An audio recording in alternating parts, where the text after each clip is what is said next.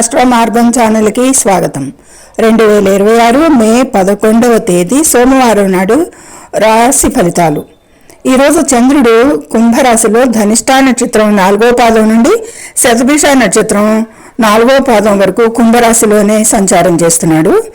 అయితే ధనిష్ఠా నక్షత్ర అధిపతి కుజుడు మీనరాశిలో సంచారం చేస్తున్నాడు. శతభిష నక్షత్ర అధిపతి రాహువు కుంభరాశిలోనే సంచారం చేస్తున్నాడు. ద్వాదశ రాశుల వారికి కూడా క్లుప్తంగా తెలుసుకుందాము. ఇది షార్ట్ వీడియో. మేషరాశి లాభస్థాన సంచారం వల్ల ఈరోజు వీరికి చాలా బాగుంటుంది. వృషభ రాశి వీరికి కూడా అనుకూలంగా ఉంది. వృత్తిపరంగా అభివృద్ధి ఉంటుంది. మిథున రాశి వీరికి మిశ్రమ ఫలితాలే గోచరిస్తున్నాయి. పనులలో జాప్యం జరిగే అవకాశం ఉంది. కర్కాటక రాశి అష్టమ చంద్ర సంచారం వల్ల వాహన ప్రయాణాల్లో ప్రమాద సూచన ఉంది. జాగ్రత్త అవసరం. కొద్దిపాటి ప్రతికూలతలున్నాయి. సింహరాశి ఈరోజు వీరికి అనుకూలం. భాగస్వాములతో సఖ్యత పెరుగుతుంది. కన్యారాశి వారికి చాలా బాగుంటుంది. ఈరోజు శత్రువులపై విజయం సాధిస్తారు మరియు రుణ విముక్తి కూడా కలుగుతుంది అనేది సూచిస్తుంది. తులారాశి వీరికి ఈరోజు మిశ్రమంగా, సంతాన విషయాల్లో స్వల్ప ఆందోళనలు ఉండవచ్చు. వృశ్చిక రాశి వీరికి కూడా మిశ్రమ ఫలితాలే గోచరిస్తున్నాయి.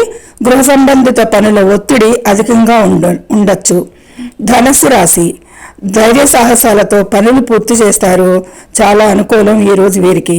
మకర రాశి వీరికి కూడా మిశ్రమంగా ఉంటుంది. ఈరోజు ఆర్థిక లావాదేవీల విషయంలో జాగ్రత్త అవసరం.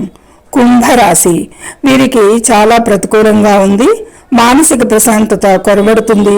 ఆరోగ్య విషయంలో ప్రమాద సూచనలు, యాక్సిడెంట్ ఇండికేషన్స్ పట్ల మెలకువ అవసరం ఈరోజు కుంభరాశి వారికి. మీనరాశి వీరికి కూడా ప్రతికూలంగా ఉంది. ఈరోజు అనవసర ఖర్చులు పెరుగుతాయి. దూర ప్రయాణాలు వాయిదా వేయడం మంచిది. ఇక కుంభ కర్కాటక రాశుల వారు ప్రయాణాల్లో అత్యంత జాగ్రత్తగా ఉండాలి. తొందరపాటు నిర్ణయాలు తీసుకోకూడదు.